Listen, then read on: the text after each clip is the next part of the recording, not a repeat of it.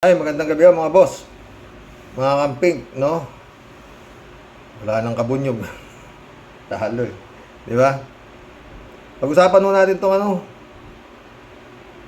Chua believes some senator will uphold principle over numbers in Duterte's impeachment. No? One day ago ito eh. Meron ng 49,000 views. Manghiram mo tayo ng video. Wala nga lang direktang sikat ng araw pero ang init. Talaga nga naman dinaig mo pa nasa pugon. Teka, sa oras po nating 8:41, nasa linya na po natin si Representative Joel Chua mula sa 3rd District ng Maynila. Ano kaya ang magiging proseso at sitwasyon ngayon ng impeachment trial laban kay Vice President Sara? Dito na mga friend, yung mga prosecutor, 11 ho sila eh. No? 2 ho yung nalaglag. Oo, yung Dan Fernandez, tsaka okay isa, nakalimutan ko. No? Pero ang papalit ho, si Laila de Lima at saka si ito isa, nakalimutan ko rin yung isa. Mas matitinding abogado, no? Pero doon mo makikita na ang tao mas pabor sila sa impeachment. Dahil bakit yung 2 lang ang nalaglag sa 11, di ba? Oh. Di ba mga friend? Sila Luistro, Chua, marami pa, puro nanalo ho yan eh. Oh, di ba? Since tapos na ho ang halalan 2025 at maaaring meron ho mga bagong senador or kongresista na magiging miyembro ng 20th Congress. Congressman Joel Chua, sir, magandang evening. Si Johnson po ito sa Teleradyo at Radyo 630. Kamusta ho kayo mga taga 3rd District? Ay, magandang gabi po, Sir Johnson at sa lahat po ng inyong taga-subaybay. Opo, kayo ho'y re-electionista, di ho ba?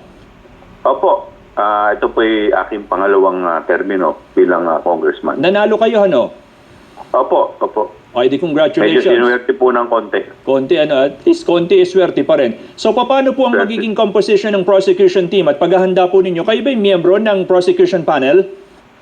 Opo, nung nakaraang 19th Congress, ay yung kasalukuyang 19th Congress, Opo. tayo po ay nasama po dun sa 11 na panel ng prosecution teams. Subalit, may mga ilan po tayong kasama na hindi po pinalad. Kaya po, ako po sa akin pong pananaw, ito po, magkakaroon po tayo ng mga bakante, 2 pong bakante sa prosecution team. Bagay, hindi naman siguro mahirap punan kung 2 lamang ang nalaglag doon sa original na miyembro ng prosecution team. Pero meron na ba kayong napipisel, napapalit doon sa 2 yon? Kanina po parang... Yung Jokno pala, Shell Jokno. Kung hindi po ako nagkakamali, nalaman ko po na ang ating pong dating Justice Secretary, si Secretary Laila de Lima, na ngayon po ay miyembro po ng Kamara, ay naalok na para maging miyembro po ng prosecution team. At ang isa pa po na posible na po pwede po nating masabi na maging miyembro ay si Congressman Shell Jokno na representante po ng party list at bayan. Kumbaga, yung napalitan, mas matindi pa ho yung pumalit. Parang ganon, di ba? Justice Secretary dati si Senadora Laila de Lima, tsaka abogado, matinding abogado, ganon din yung Jokno, di ba? Opo, kanina nakausap namin si Attorney Laila de Lima at ang sabi nga ho niya ay inoferan siya na maging miyembro ng prosecution team at ang sagot niya agad ay yes. So, anong say po ninyo na makakasama at makakatrabaho po ninyo siya bilang kinatawan po ng ML Party List at miyembro ng prosecution team ng Kongreso? Nako, malaking bagay po yan sa prosecution team considering yung kanyang credentials, yung kanyang kaalaman, lalong-lalo na po sa legal practice. Alam naman po natin na isang mahusay na abogado po ang dating Justice Secretary. Opo, pero yun hong naging... Ano na tayo dyan? Magbigay na ho tayo ng reaction natin dyan mga friend. Maski na anong huhusay na mga nasa prosecution team, yan sa 11 na ho na yan, numbers game ho usapan sa Senado eh. Ang kumbaga sa ang senador ang may final say kung makukumbik o ma-acquit itong si Sara Duterte. Oh. ayon ho sa postura, mukhang maa-acquit. Ngayon nga, ito, tumitingin sila, kung ang mga senador babase sa ebidensya, magigilty siya, makukonvict siya. Pero dapat subalit, kung papabor ito, itong mga senador na ito, sa pagiging kaibigan at sa utang na loob, maa-acquit si Sara Duterte. Ganun lang kasimple, no? Ibig sabihin, kapal ng muka, wala silang pakialam sa taong bayan, ito, ang pinag-uusapan ho rito, talamak ho, na nakawan, na pagnanakaw ng kaban ng bayan, itong ginawa ni itong si Sara Duterte, na hindi niya maipaliwanag, ba? Ang maganda na lang ho dito, mga friend, sa totoo lang, makikita natin, wala namang ibang maisasagot itong mga ano na to itong mga mag-a-acquit kay Sara Duterte kung hindi malabo pa ho sa tinta ng pusit. Napakahirap mong banggain Sipin mo yung confidential fund, paano inubos. Di ba? Maliwanag ho sa sikat ng araw yun na talagang garapal yun.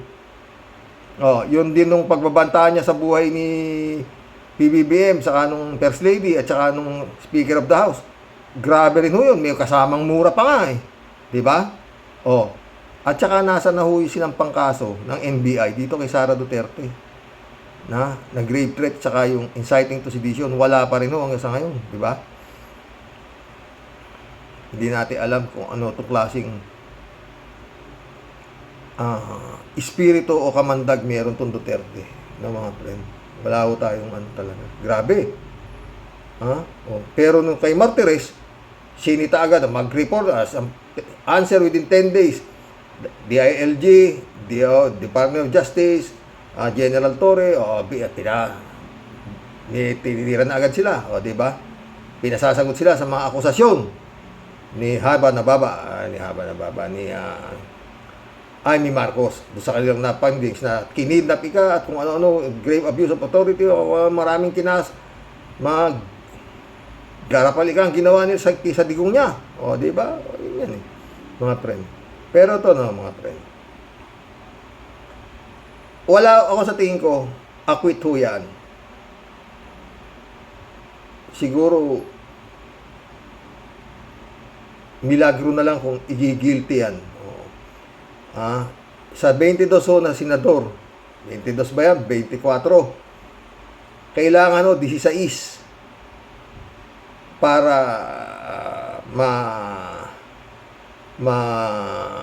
guilty si Sara Duterte. At siyam naman para ma-acquit. Siyam na senador lang. Mantakin mo kadami, di ba? Siyam lang pala acquitted na si Sara Duterte. Di ba?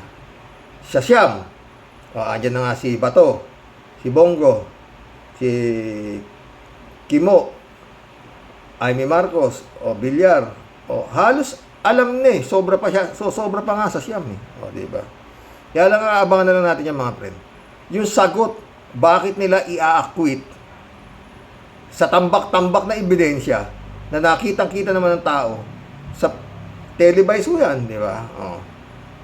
Nagkakandahimatay na nga sila, yung mga miyembro yung Sara na nauospital na yung Lopez ba yun?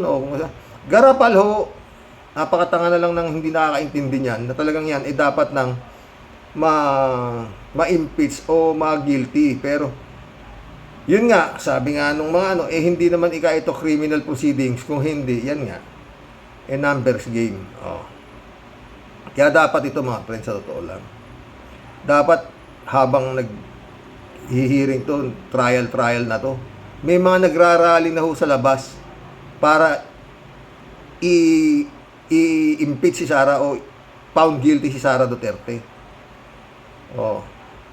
Sara layas, dapat may mga nagrarally na sa labas. Dapat ho yan, nakatutok ang taong bayan. Doon sa labas, sa hearing, hindi ho dito sa panonood. Bakit? Pera ho ng taong bayan niyang ninakaw, hindi naman pera. At hindi ho ba sa pera, daang milyon. Parang ganun nga, di ba? Ang daming testigo na magnanakaw ito. Hindi naman makasagot.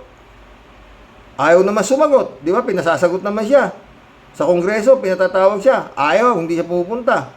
Pinasasagot din siya doon sa grave threat sa NBI. Ayaw din, hindi rin pupunta. O, kaso kasi, parang may hawak na alas si Sara Duterte. Di ba? Ganon din yung pulong. O. Yun yung panalo na sinasabi na landslide mo. Paano? Meron ho silang 3Gs eh. Yung Duterte sa Davao. Guns, goons, and gold. Hindi ka na ako. Patawag lang lahat ng mga kapitanis dun eh. Alam niyo na ha. Tapos na. Kita mo na si Duterte, si Pulong. Nakita niyo yung video? Nasa niya kung gusto niyo ako iboto. Ganun lang kasimple. Ba mga pre? Lao to. Doon lalabas yan. Mantakin mo. 200 mahigit na kongresista ang nag-impeach dito sa Kongreso. Tapos kailangan ng siyam lang na pala senador na may sapak sa ulo ang boboto para i-acquit siya. Tapos na yung naging pagod ng mga kongresistang bumoto na inimpeach siya sa itong si Sara Duterte. Ganun kasimple. Yate alam, baka, di ba? Si Kimo, kailangan ba bayaran yan? Hindi na. Si Bato, hindi na. Si Bongo, hindi na kailangan bayaran yan. Di ba? Pag gumana kwarta, nako, ang dami hong pera. Kung yan lang Senado na yan, kayang-kayang ibaligtad ng pera ng Duterte. Di ba? Yun lang kinuha, 612 million. Matakin mo yung 612 million. Laki. Ito yung sabi kong pagkikwentuhan natin. Yung anak ni Pantaleon Alvarez, binisto yung mga pagnanakaw ng tatay niya. Si Atty. Claire Huto, mga pre. Channel Bato sa Atty. Claire Castro. Today is May 16, 2025. At meron lang pumasok sa atin na video. Ito'y patungkol sa sinasabi ng anak ni Congressman Pantaleon Alvarez patungkol sa, again, korupsyon ng kanyang ama. At pinakita niya dito, yung acquire na mansyon ng kanyang ama na ipinangalan daw sa kanyang girlfriend na si Jennifer. Okay? Meron tayong picture dito mga clear. Anyway, parang ito naman ay hindi naman yata hinakaila, no? Ni Congressman Pantaleon Alvarez. Ito, photo shows House Speaker Pantaleon Alvarez of Davao del Norte with his girlfriend Jennifer Vicencio in an out-of-town trip. The affair was outed amid Alvarez feud with Representative Antonio Florendo Jr.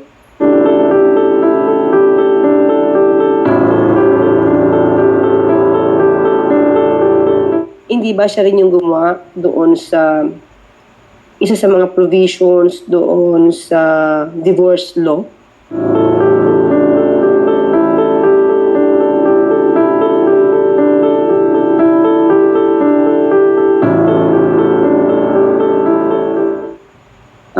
Regarding the irreconcilable differences. Sabi ko yun yung provision na ayaw ko kasi parang napakalawak nun. Kapag ayaw mo na sa yung partner, may irreconcilable differences kayo, pwede na agad na ipawalang bisa yung kasal. Siguro kaya niya ginawa dahil siguro nga meron siyang girlfriend. Ito nakapost naman to sa sa Manila Times. But anyway, so pakinggan natin kung ano ang sinabi dito sa video at kayo na po ang magsabi kung ano nga ba ito. Okay?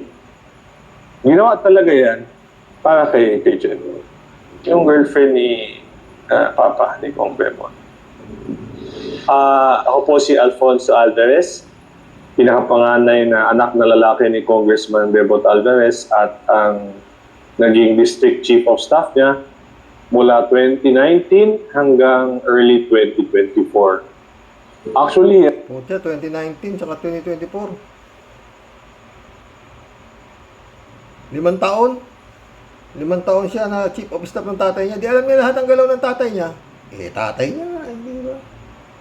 yung road to my mansion, medyo isang bagay na nakakahiyang aminin, di ba, na totoo, pero andyan na nga, no? Pinagawa niya ng mansion si Jen Maliwanag.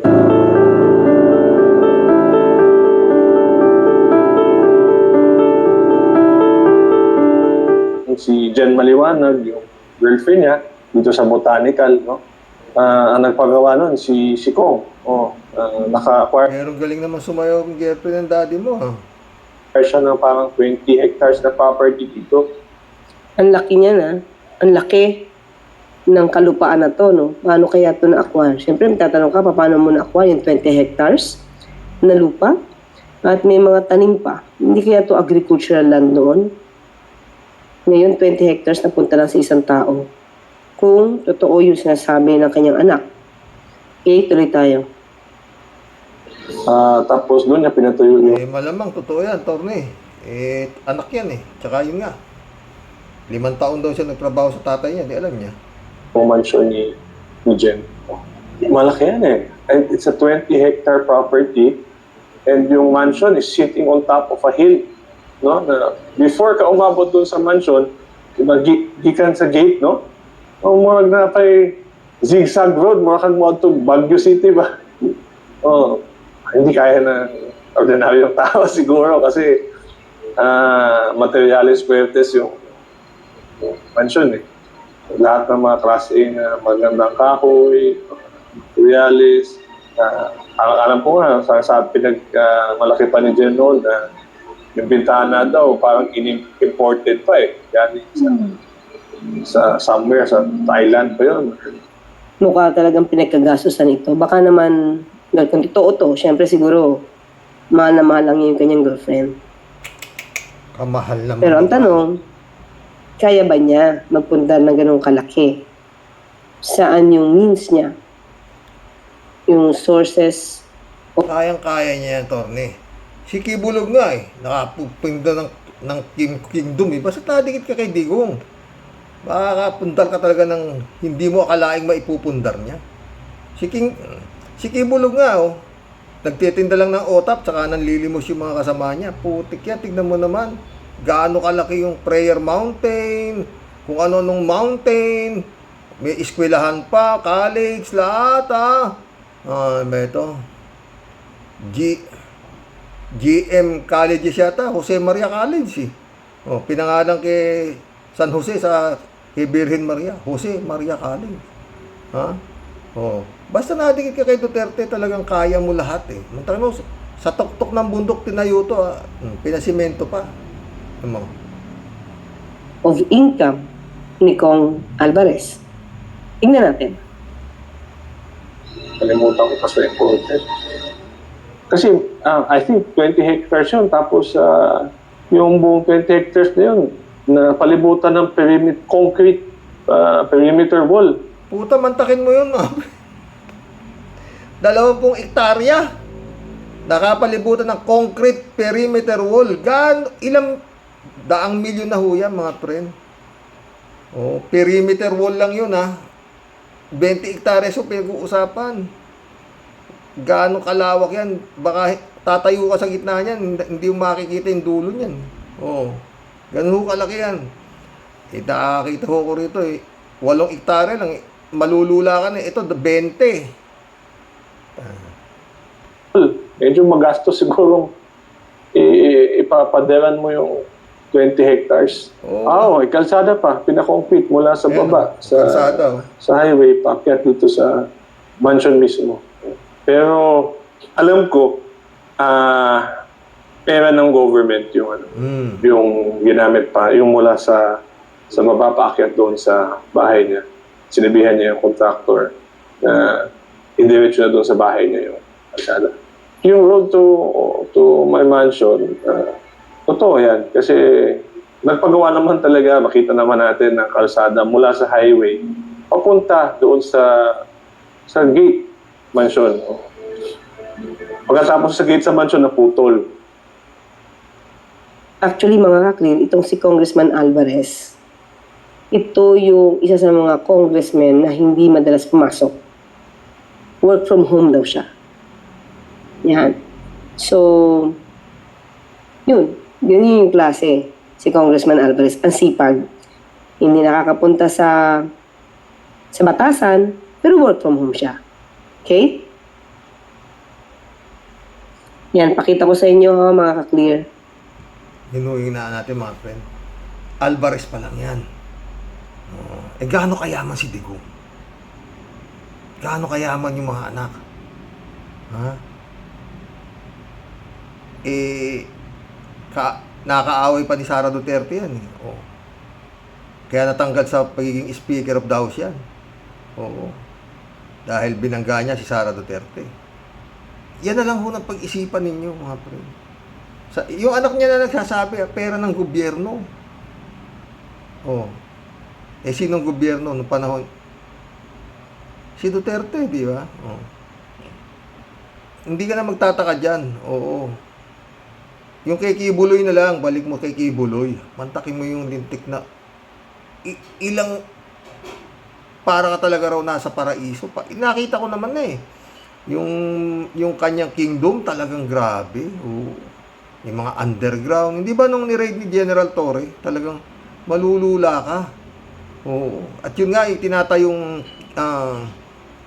auditorium ba, yung parang simbahan daw, mas malaki, pinakamalaki simbahan sa buong mundo. Pinapatayo, bilyon ho ang gagastusin. Ewan ko kung natapos na. Malapit na sana matapos yun, yung mga boss Putang pera ng tao yan. Saan kukuha? Sabi nga ni Digong, saan ako kukuha pera? Nagkakamay lang ako kakain, tutulog ako kulambu.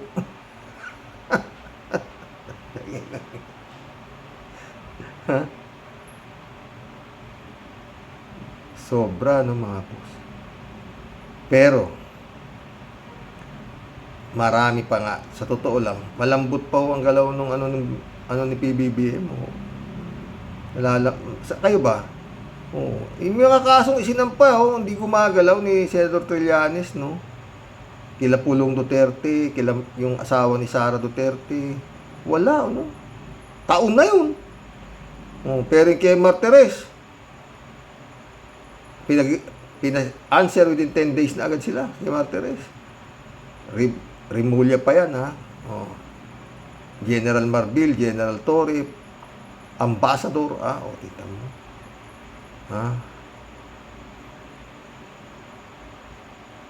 Wala man yan. Taong bayan na ho dapat ang gumalaw talaga. Pero paano gagalaw ang taong bayan? Yan nga, landslide pa sa Davao. Ganon din sa Maynila, mantakin mo. Pag samasamahin mo man yung boto ng kalaban ni Isko Moreno, hindi pa sila aabot. Landslide din si Isko Moreno. Bakit? Suportado sa Duterte. Kaya tama si Ka-Percy, mga friend. Yung takbo ni Isko Moreno doon, parang Manchurian candidate lang, panggulo.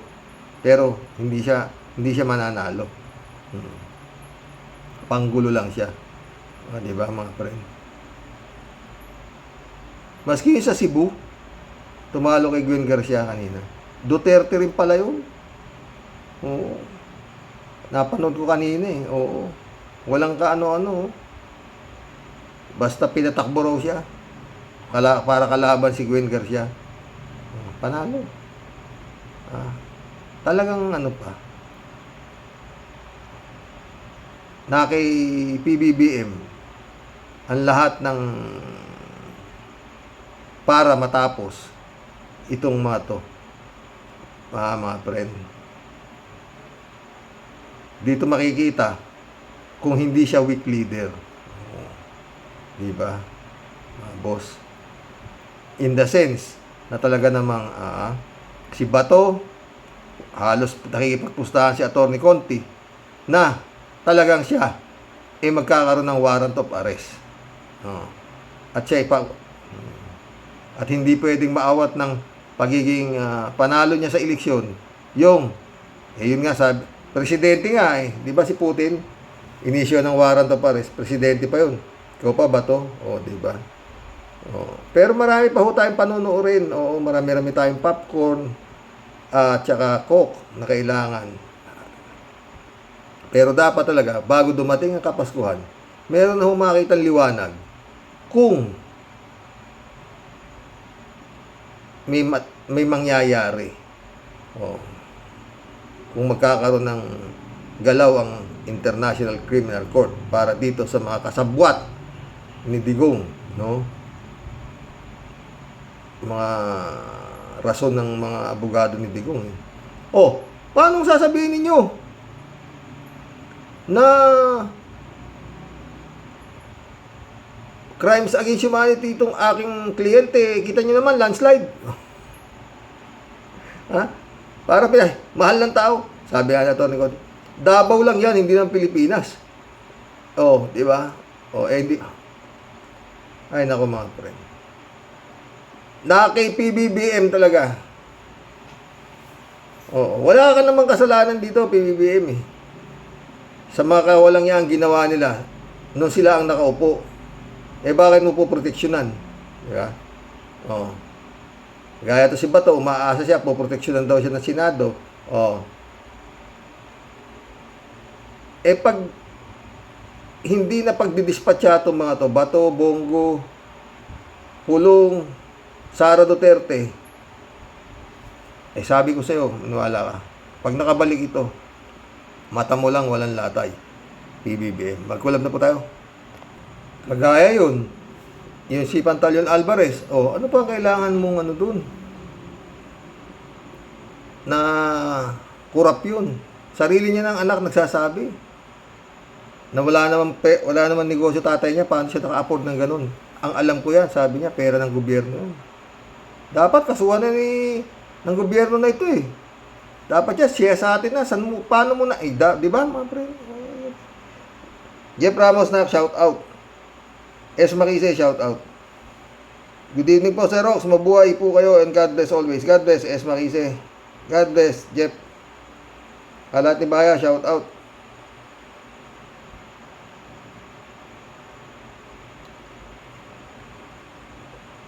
Rodelio Felipe, shout out. Luto yung eleksyon dyan sa Davao City. Sinabi mo pa. Niniwala ako sa dyan.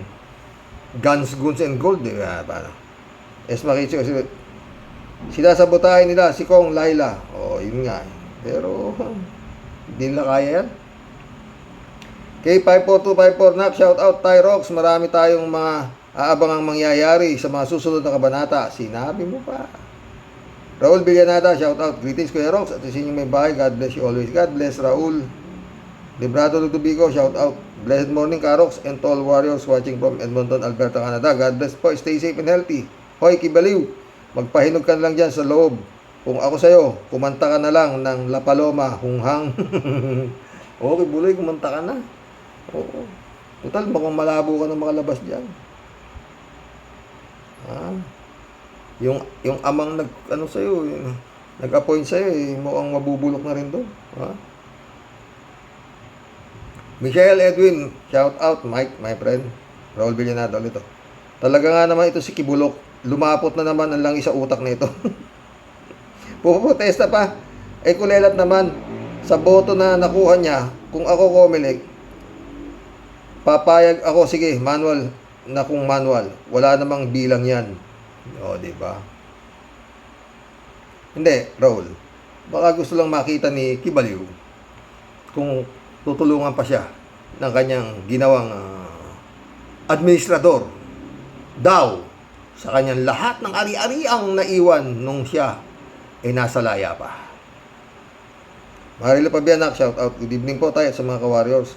Nakakawindang naman ang sitwasyon, Tay. What do you think, Tay? Call a friend na ba yung nasa Netherlands about this? Maawa na sila.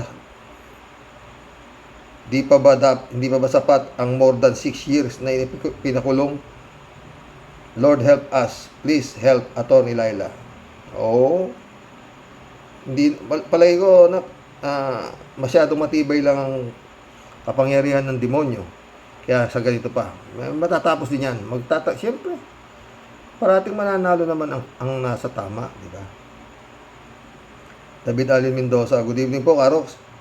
Ang akala po kasi ni Kibs ay mauutupan niya ang mga Pilipino, pero meron pa ding mga tanga na sinasamba pa din siya. Nagko-comment nga po ako dun sa FB tungkol kay Kibaliw, may mga nagko-comment kaagad ng negatibo. Kaya ginagawa ko na lang ay inihahide ko ang mga komento nila. Hay, kailan pa kaya magigising ang mga isipan ng mga miyembro niya? Karamihang miyembro niya, David, mga underworld. David, Karox, may bahid politika yan kay Congressman Laila de Lima dahil isa siya sa magiging prosecutor ni Inday Sayad sa impeachment case niya sa Senado. Gumagalaw naman sa lapi ng mga dutae. Kaya ang sisi niya, tatakbo sa Supreme Court ang kampo ni Kong Laila de Lima. Pero kaya niyan. Jab Alvaro, shout out. Good evening, Sir Rox. Sa malamang yung judge ng Court of Appeals, nasuhulan na naman ng mga Duterte. Bems TV channel, shout out. Nilaglag si Kibuloy ng PDP. Malaman ni Kibuloy. Pero Kibuloy, mukhang hinihulog ka talaga. Pwede ba naman nanalo si Bongo? 20 milyones. Tapos si Marcoleta, pagkatapos si Amy, tapos ikaw nandiyan ka. Hindi ka dinala. Nihulog ka. Manta ka na. Elizabeth Iscareo, good evening, Sir Rox. Akala talaga ni Kibaliw na ito may power siya at marami siyang allies. Yung bumoto dyan, pareho niyang baliw. Buti nga at umabot pa milyon ang mga baliw na bumoto sa kanya. 3J Siop, shout out Alam mo, Elizabeth, ang aking sapantaha dyan, ganito. Binitiwan niya ni Digong kasi baggage na siya Yun, di ba? Wala naman siyang magagawa kahit manalo siya. Nasa kulungan siya. Kaya pinanalo na lang sina Bato, Bongo, Amy kasi may bearing sila sa Senado para di ma-impeach si Sara. Pwede. Galing talaga 3J Siop. Berms TV channel ito. Malaking pera ang gumagalaw dyan. Sinabi mo pa. Bali, wala naman sa mga Duterte pera. Elizabeth Iscario ito.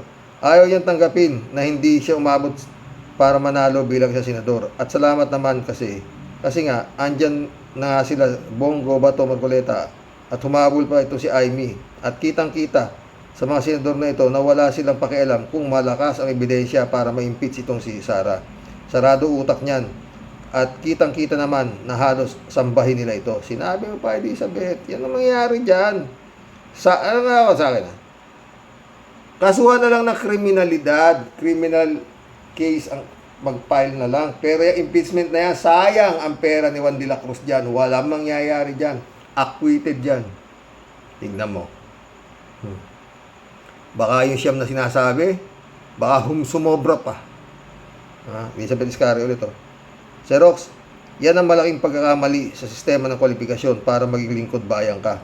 Higpitan dapat nila ito lalo na at nakakulong ito sa ICC. Dapat disqualified na agad ito, Sir Rox. Yun Garcia, dapat mali ang batas na ito at dapat graduate ito ng kolehiyo na mas mataas ang antas at may GMRC at matino ang utak. Hi, Comelec, please lang. Pag-isipan nyo yan at baguhin.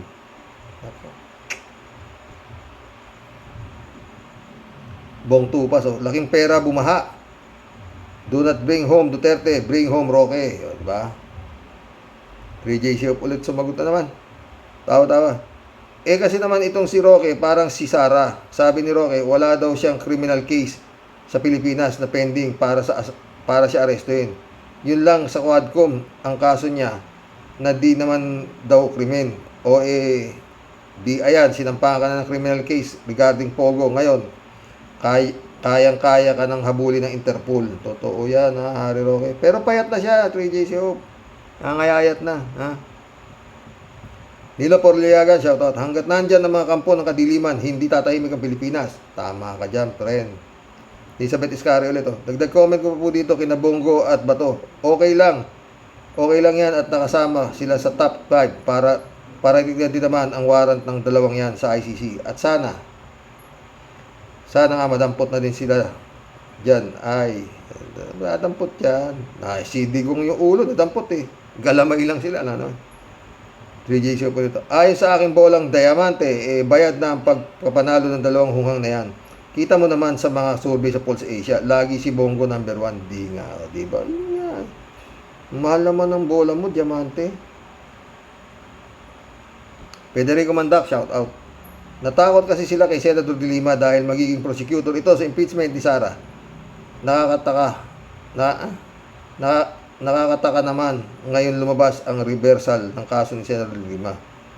Di ba double jeopardy yan? Hindi naman daw reversal, sabi, napanood ko kanina. Napanood ba? Anyway, let's pray. Malampasan ni Senador De Lima ito. Alam natin maraming galamay pa si Digong sa mga korte ng Pilipinas. Sana hindi siya pabayaan ni PBBM. Totoo yan. Shout out, Atty. Claire Castro.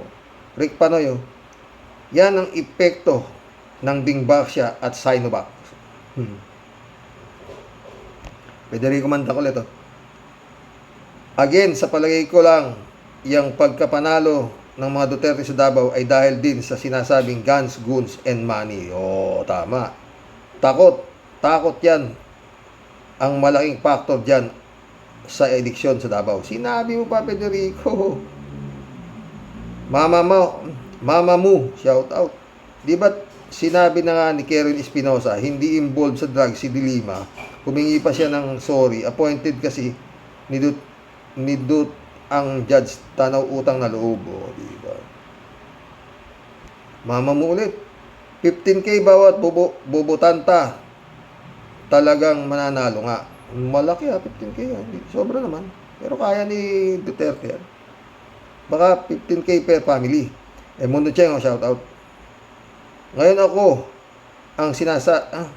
ano ang sinasabi ni Garcia na parehas ang halalan na lahat ng mga Duterte ay nananalo? Bakit ba hagar siya dahil si Digong ang naglagay sa iyo dyan sa Comelec at wag ka nang magpalusot pa, Garcia? Buko ka na. Ikaw ang naglalagay ng mga bulok na politiko sa bansa nang dahil sa utang na loob at pera. PI ka. Ganib. Kaya dapat pag alis mo sa Comelec ay kasuhan itong gagong Garcia. Kailan pa yan, hindi pa yan aalis. Ay, sarap ng buhay niya. Dapat yan, lifestyle check yan. So, totoo lang yung mga ganyang klase. Basta nadikit kay Digong, dapat lifestyle check. Tignan mo yung Alvarez. Anak na nagsasabi. Mundo Cheng, itong lahi ng mga Duterte ang nagbigay ng kahihiyan sa bansang Pilipinas sa buong mundo. At hanggang ngayon ay patuloy pa rin nagbibigay ng kahihiyan at si Garcia ang pangalawa sa kasamaan ni Digong.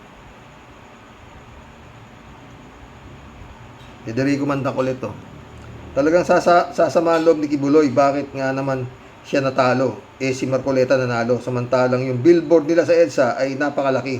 Magkasama silang billboard, talagang magwawala siya.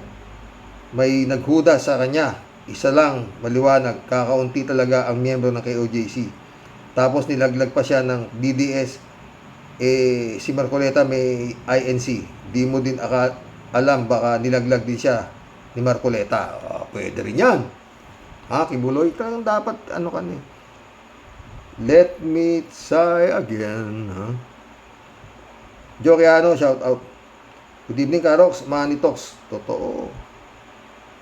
Mundo Cheng ulit Walang pakialam ang ICC sa eleksyon sa Pinas. Ang alam ng ICC ay harapin ni Digong ang kaso niyang kriminal laban sa kanya.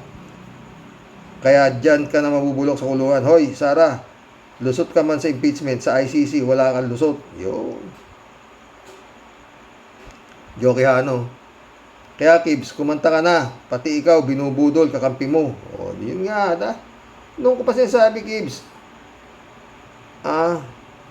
Wala na mawawala sa'yo, nasa kulungan ka na Baka mamaya, minamalas-malas ka Pinagapang ka pa dyan Totas ka.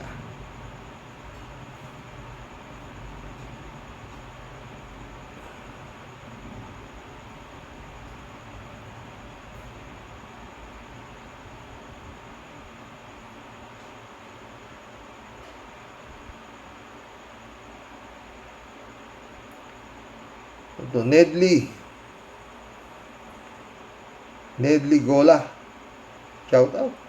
Gandang gabi, Mr. Sa totoo lang, pinalad si Anino at caregiver, si implementor enforcer, pero sawi si spiritual advisor. Appointed son of God. Ginagawa ang lahat para di makasali si De Lima bilang prosecutor sa hearing ni impeach VP Sara sa Senado. Totoo, tama ka dyan. Nedly Cola, ha? Mundo Cheng ulit, oh. Dapat lahat ng mga senador na boboto sa kaso ni Sara na wala siyang kasalanan ay dapat ipaliwanag kung bakit lusot si Sarang baliw sa kaso. Ipaliwanag nila isa-isa. Yun nga ang maganda doon, Mundo. Oo. Kailangan namang ang sasabihin lang nila, kaya ina-acquit namin si Sara, kami humihingi ng tawad, patawarin nyo na siya. Oh. Mahirap ikatwa yung kaso din, tangina. Joke yan, si Alvarez, tao ng babaeng pandak, DOTR Secretary dati yan. I-search nyo. Oh. Mundo Cheng, oh. Isang kasumpa-sumpa ay kailangan pang manumpa sa pagkapanalo daw, kuno sabi ni Garcia ng tuta ni Digong. Ngayon, dapat bang manumpa si Digong o dapat isumpa ng walang katapusan ang hinayupak na Digong? Makita naman ulo ng batang blooming tree. Kapisa mo na, shout out. Ha? Good evening po, kuya, at sa mga kawaros. Talaga namang gumawa na naman ng magic words ang kailangang manalo si Bongo at Bato. Ha? Mabuti yan para diyan na lang kayo para di na mahirapan si General Torres sa pag-aresto sa inyo. Totoo yan. Yan yung sasabi, ha. JC off na naman, tawa-tawa. Paano kung magkulong si Bato sa opisina niya? Gigibayin ba ni General Torres ang pintuan sa opisina niya? Bakit hindi? Kaso lang pag nag-iiyak na si Bato, baka maiyak na rin si General Torres. Yun nga, malaking maganda umiyak yan,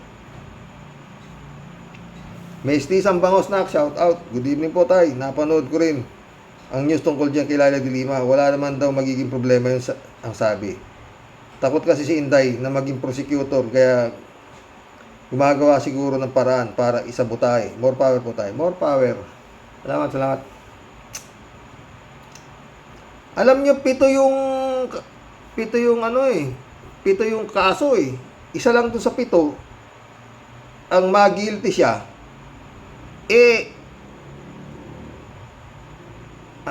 Guilty na siya.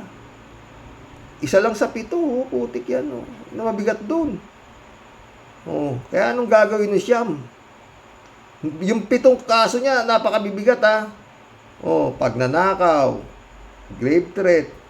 Isa lang ang lulusot doon, dami nun, putik yan. Federico Mandaco. Dito sa Pilipinas ka lang makakakita ng nakaparaming korte. Umpisa muna sa Barangay Court, Municipal Trial Court, Regional Trial Court, Provincial Court, may DOJ, SOJ, Ombudsman, Sandigan Bayan, Court of Appeal, at Supreme Court. Sa daming korte nito ay tunay na hustisya ay mahirap makakuha, lalo na kung mahirap ka. Sang-ayon ako sa iyo dyan, friend.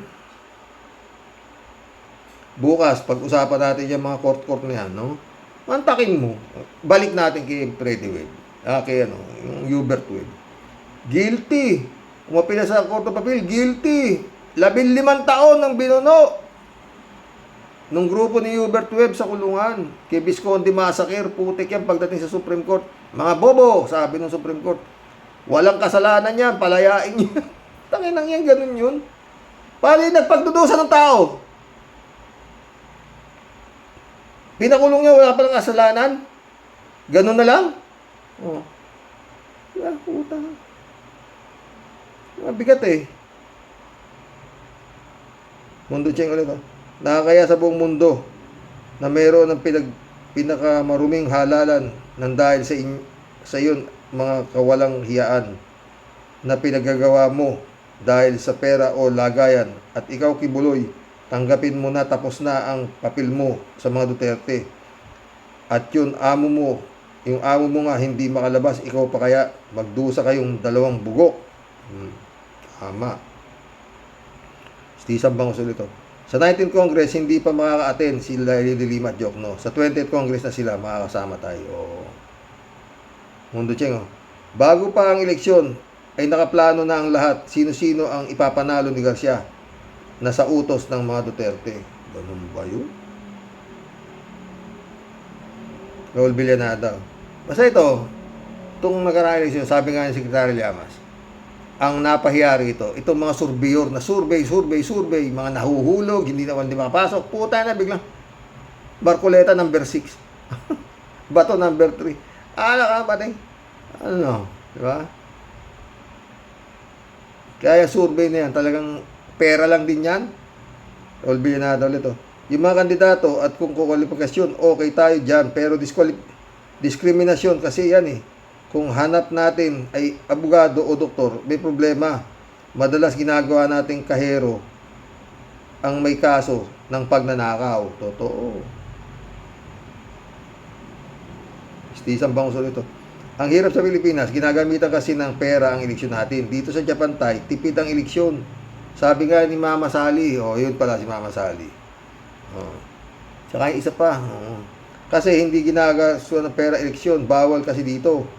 Kaya naman nakapag-isip ang maayos sa mga voters kung sino ang gusto nilang iboto. Utak kasi ang ginagamit nila, not like sa Philippines na ginagamit mostly ang mga voters ang malamanan ang tiyan nila at mabusog sa mga bayad sa kanila ng mga candidates. Kaya hindi nakakapag-isip ng maayos. Kaya matututo ang Pilipino. Naku, mistisang bangos. Kahit rain eat you. Tagal pa yan. Wala na yan. Baka wala na tayo sa mundo. Naalala na yan. Ito Pilipinas para sa akin. Wala na ho ito. Wala hong pag-asa. Not unless na may uupo o magdideklara ng martial law na magagamit niya ang kanyang kapangyarihan sa kapakanan ng mga mamayang Pilipino. Walang Senado, walang Kongreso.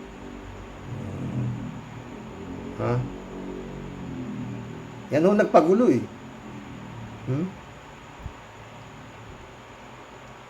Takin mo magkano ginagastos sa eleksyon, bilyon, and dami nagugutom.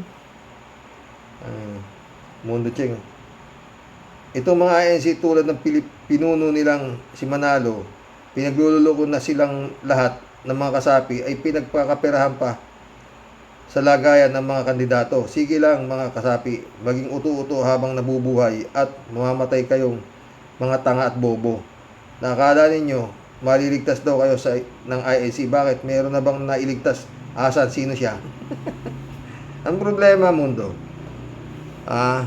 Ligtas daw sila sa dagat-dagatang apoy. Puta, hindi tayo ligtas. Dahil hindi tayo iglesia. Ano klaseng utak yan? Chupisa Bunao. Tama po kayo, kuya. May kilala po akong Katoliko na bumoboto ng PDP. At tuwang-tuwa pa siya nang nanalo si Marcobeta. Kasi siya lang daw matapang ang lumaban sa West Philippine Sea. Di na nga po ako nakakibo. Wala masyado na po silang naging zombie ng mga Duterte. Totoo yan, Chupista. Kaya ako, di ba, sabi ko sa'yo. Di ako mahilig mag-live kasi papasok yung mga zombie. Di na ako naka-live, may pumapasok pa zombie. Di ini-erase ko lang. Chupista ulit. Mabuti nga po, natalo si Boca. Nagsuyod Uson. Pero kung nandiyan si Digong, hindi matatalo yan. Isisang bangos, Si Bongo, sinampahan pa ng plunder ni Trillanes tungkol doon sa 6 billion. Nanalo nga sila si Bato sa Senado pero marami na silang kasong harapin. Buti nga, more power po tayo, sabi niya. Raul Villanada ulit, Kibulok, makinig ka. Si Marcobeta ay larong buraot. Hayan, naburaot ka. Nakitarpulin, nakiposter, naki-t-shirt at nakinabang. Ngayon, double black eye ka. Natalo na, naburaot pa ni Marcobeta. Ibig sabihin, Raul, baka si Kibulog pa pinagkunan ng panggastos ni Marcobeta, gano'n? By September na ata lalabas ang warrant ng ICC, kila Bato at Bongo. Yun ang update ng ICC. Sabi ni Atty. Conti kanina dapat kasi baka before September para sabay-sabay na silang nung kanyang amo Sherry Jaser, shout out. Baka yan yung pinakita ng isang vlogger na mansyon sa tuktok ng bundok sa Davao, Carox. Ay si Rocky nga at bantag biglang milyonaryo. Milyonaryo, correction Shirley, bilyonaryo. Si Alvarez pa Carox. Kaya hindi nila pinababayaan na matalo sila diyan sa Davao. Maraming gimbal-gimbal ang lalabas. Sabi mo pa. Supista mo na ulit. Ay, opo, napanood ko yung Go Philippines. Ang yaman ng common law wife ni Bebot Alvarez. Sigurado sobrang galit ng mga pamilya ni Alvarez. Mismong anak ni Alvarez ang nagsiwalat nito. O na naghihirap si Juan de la Cruz ng DDS dahil sa mga Lacoste na gaya nila. Totoo yan. Di ba?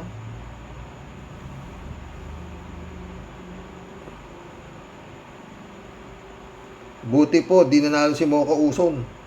Di natin alam si Mocha Uson. Kaya ano dyan, baka bilyonaryo din yan. Batang digong din yan. Cookie ni Kukay. Cookie ni Mocha ba? Monti ko nang malimutan ang babaeng yan na walang modo. Napakabastos. Mas bastos pa ata kay Digong. Buti na lang at dinanalo, kundi baka puro cookie na lang ang ipakakain sa mga tao. Ang cookie niya expired na. May amag na dahil hindi fresh ang luto. Tayo dyan, 3J Shop ka ha. Chipista ulit oh. Tama ba David? Nabalo si Abalos. Sana nga para wala ng lapid. Tayo dyan. Wala, talagang si lapid yata. Poproklama na yata bukas. Kaya Labo, shoutout. Gago talaga justice system sa Pilipinas. Binayaran na naman ang Court of Appeal ni Sara. Kaya Labo tuloy ito. Huwag kayong maniwala sa Davao election. Kayang-kaya ni Basti imanipula mga balota. Sinabi mo ba? Kalat niyo. Good morning Kasani. Tira, bira, bomba. Kasani. Huwag mo tigilan silang tantanan. Huwag kang umatras. God bless your family. God bless ka lahat niya. Evelyn De Leon, shout out ha. Sa palagay ko dahil yan sa impeachment ni Sara Duterte na isa sa mga prosecutor si Laila de Lima doon. Diba? Friend Sherwin Sapeda, shout out. Christian Sen, July 7 Nakatara, shout out sa inyo mga bossing. Friend Amy Bingson, Dolor Garcia, shout out ha. Eman Scalonanak, shout out. Sabi ni Tia Deli, naku, ayan na naman po tayo sa Rocks. Ano naman pong mga kababalaghan yan? Si Dilima na naman ang target. Aba, mga minamahal at kagalang-galang pong mga hurado. Huwag na po kayo sa tao mahiya. Ano po? Ba, matakot naman po kayo sa Diyos. Kung talaga pong makapal po ang swelas ng pagmumukha nyo dahil sa kwartang kapalit, ipinagkakanulo nyo na talaga ang mga kaluluwa nyo sa ubod ng itim kay Satanas. Ba, choice nyo po yan. Ano po? Pero nipis-nipisan nyo naman po ng konti yung mga pagmumukha ninyo pagdating kay Lord. Ano po? Ba, Lord ka ng Lord, Tia Deli. Wala na silang, hindi nila kilala si Lord. Ang alam nila, ang Lord nila pera. Ba, kung ako po, di pa rin naniniwala dyan sa sinapit ng Panginoon ninyo Joke lang. Ba, magsilayas na po kayo dyan sa kinauupuan ninyo bilang pinakamataas na husgador. Kasi malamang po mga sir, mga madam, pinapasok na rin po ng tuliling ang anay yung mga utak ninyo po. Dahil malaking tinik sa mga lalamunan ninyo na mga pesting yawa kayo, si Diliba. Ngayon, nakaisip na naman kayo ng hoyong butas para maalis sa landas ninyo ang siguradong tunay na tao nagigiling sa mga lubot ninyo na mukhang ngayon palang naglalapot-lapot na at mga naiihi na kayo sa mga pundiyo nyo. Kaya sumusugal kayo sa kaso, sumusugal kayo ng sako-sakong pera para mapatahimik ang tunay na palaban at ubod ng tapang na katipunera ng bayan. At balak nyo talagang baliktarin ang batas ko, mananalo lang. Tinatarget na naman, hoy mga bugok na inutil, manong magsiayos kayo ha. Galit na naman to. Huwag niyong kalilimutan, ang kapangyarihan ng ating Panginoon, di kayang sukatin hinuman. Totoo yan. Kung nagpapatiwakal ka, kapalit ng salapi na mapapala mo para baliktarin ang kapal ng pagmumukha mo. Ang tadhana ang sadyang may lupit. Ang tadhana ay sadyang kay lupit. Kaya kung malas ka dahil sa sobrang itim ng budhi mo, pati buong pamilya mo damay dahil sa sobrang pagkagahaman mo sa pera, buwisit ka. Ano meron? At bakit ngayon lang ngayon lang na tumaas ang kamay. Sige nga, nayawa ka, hinahamon ka ni Tia Deli, bakit kayo naduduwag at natatakot harapin ang katotohanan na kayo mga pasaway na nagkakasala sa batas na dapat lang kayo magdusa sa mga pinutukan kayo ng lintik. Magharap-harap kayo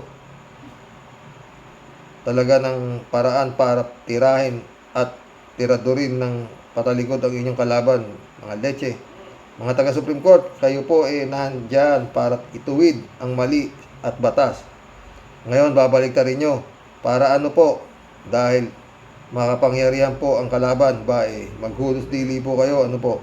Hindi po natutulog ang Diyos. Baka po makakulbit kayo ni Lord. Bukas po baka di na po kayo pasikatan ng araw po mga leche. Kaya di na umaayos tong bansang Pilipinas kasi mismong tagapagpatupad ng batas. Pero dahil sa pera at kapangyarihan, kayo mismo ang anay at baluktot. Kayo mismo ang anay na bumabaluktot ng batas, mga leche, kinampwe. Galit si Tia Deli, ha? Mag-iisang oras tayo, mga pre, no? Ganda kasi ng comment, no? Si 3J Show po. Si Rox, kailangan na talagang ma-arrest na sila Bongo Bato at ng ICC para mabawasan na ang mga alligator sa Senate. Ang hindi ko talaga matake, itong si Marcoleta. Di ako makamove on, nanalo. Ang INC talaga ang robot na pinatatakbo ng may hawak na remote control. Pero kahit na binoto siya ng INC, di pa rin ako makapaniwala dahil sa dami yung botong nakakuha niya. Ilang milyon lang naman ang INC.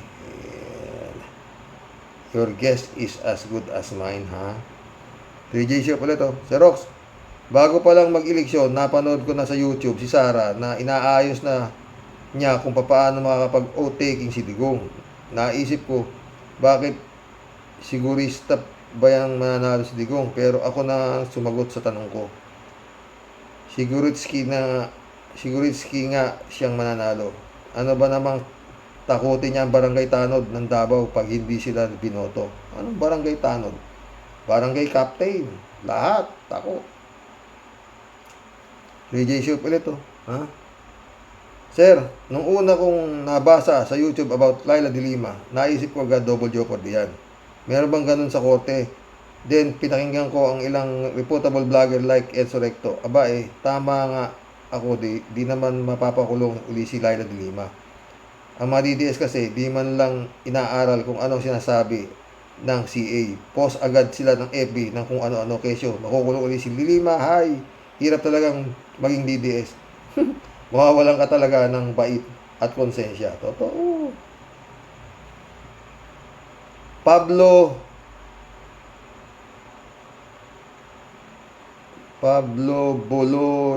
Bolocon Jr. Pablo Bolocon Jr. Shout out. Huwag na kayong magtaka, money talk, so as money moves. Sabi. Ted, oh. Hinahanap ko kasi, Karoke, sa Google yung final election result. Ang nakita ko, official result dated May 14, 2025. Nagtaka nga ako dahil nung May 12, si Lapid pang 12 at si Abalos pang 16. Tapos May 14, si Abalos nasa 12 at si Lapid pang 14. Nagtaka na nga ako, ang bilis ng bilangan. Yung mga pwesto ng mga kandidato ay di nagbabago mula nung May 12 ay hindi na nagbago. Mga number lang ng boto nila ang tumataas.